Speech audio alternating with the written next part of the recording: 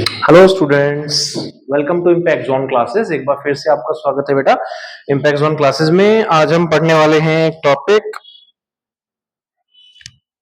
जिसका नाम है आर्टिफिशियल हाइब्रिडाइजेशन। देखिए, हमारा आज का टॉपिक है आर्टिफिशियल हाइब्रिडाइजेशन।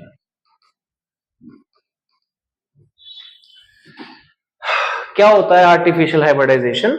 इसमें बेटा कुछ हमारे जो साइंटिस्ट हैं वो इसको करते हैं।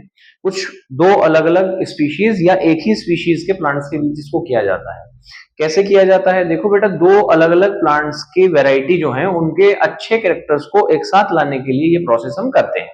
ठीक है, जैसे हमारे पास मान लीजिए, सपोज करिए गेहूं की दो वैरायटी हैं, एक के ऊपर बहुत कम ग्रेन्स आते हैं, दाने कम आते हैं, लेकिन उसकी हाइट बहुत अच्छी है। लेकिन दूसरा प्लांट हमारे पास हाइट में बहुत छोटा सा है, लेकिन उसके ऊपर ग्रेन बहुत अच्छे आते हैं।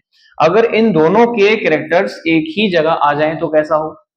बढ़िया होगा ना। मतलब हाइट भी ज्यादा हो जाए प्लांट की और उस पर ग्रेन्स भी ज्यादा है। ज्यादा हाइट होने से क्या फायदा होगा?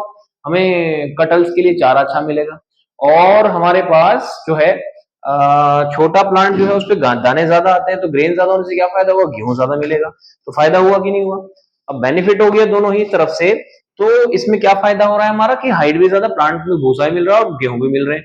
यानी कि खाने की प्रॉब्लम हमारी भी और कटल्स की भी, दोनों की सॉल्व हो रही है। तो इसमें प्लांट एनिमल सॉरी जो हमारे साइंटिस्ट हैं वो क्या करते हैं, एक प्लांट के तो इस मान लो इस प्लांट का तो हमने ले लिया स्टिग्मा। क्या ले लिया? और इसको ले लिया हमने पॉलन ग्रेन,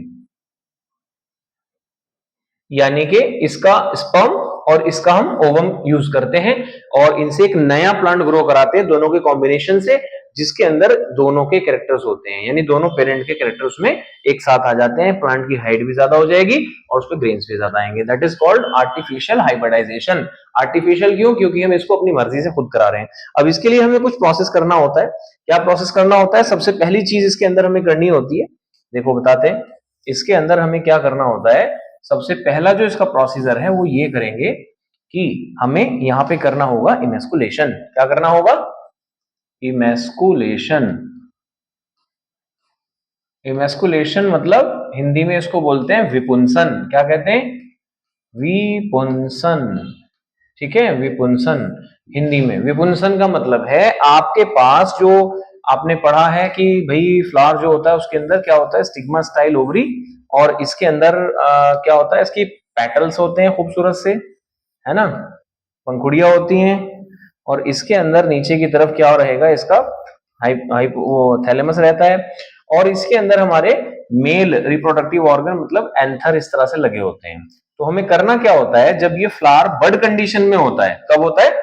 बड कंडीशन में होता है, तभी हम इसको हल्का सा ओपन करते हैं इसकी बड को, और उसमें से ट्वीजर से, चिमटी से, इसके जो ये देख रहे हैं आप चार इसमें मेल रिप्रोडक्टिव ऑर्गन यानी कि जो एंथर है, जो एंथर्स हैं, इनको सबको निकाल दिया जाता है। क्यों निकाल दिया जाता है? नहीं तो सेल्फ पॉलिनेशन हो जाएगा। हमें सेल्फ पॉलिनेशन कराना नहीं है, हमें तो लंबे वाले प्लांट के पॉलन ग्रेन छोटे वाले के ऊपर डालने हैं, या छोटे वाले के लंबे वाले के ऊपर डालने हैं।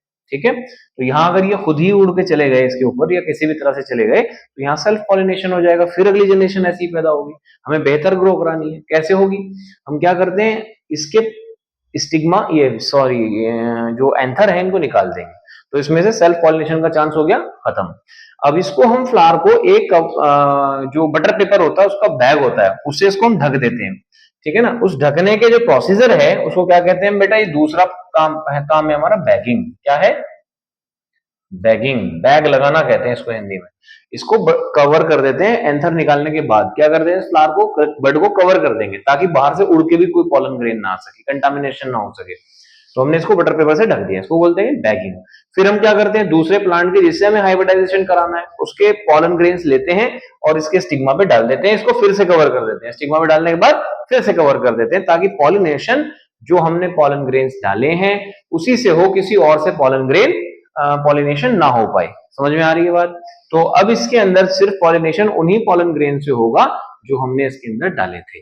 ठीक है, अब हम क्या करते हैं? इसी फ्लावर के साथ में एक कागज का छोटा सा एक टैग लगा देते हैं, जिसके ऊपर लिखते हैं स्पीशीज का नेम, प्लांट ब्रीडर का नेम, ब्रीडिंग की डेट वगैरह, ये इंफॉर्मेशन उस पर दी जाती है। इसको हम कहते हैं टैगिंग। ये तीसरा स्टेप है हमारा। क्या है? टैगिंग, यानी कि 3 स्टेप होते हैं आपके आर्टिफिशियल हाइब्रिडाइजेशन के। पहला स्टेप हुआ आपका इमेस्कुलेशन, यानी कि जो उसके अंदर अगर प्लांट बाइसेक्सुअल है, ध्यान रखिएगा, अगर यूनिसेक्सुअल है यानी उसमें सिर्फ स्टिग्मा स्टाइल ओवरी यानी कि पिस्टल है, एंथर है ही नहीं, तो हमें निकालने की जरूरत ही नहीं है।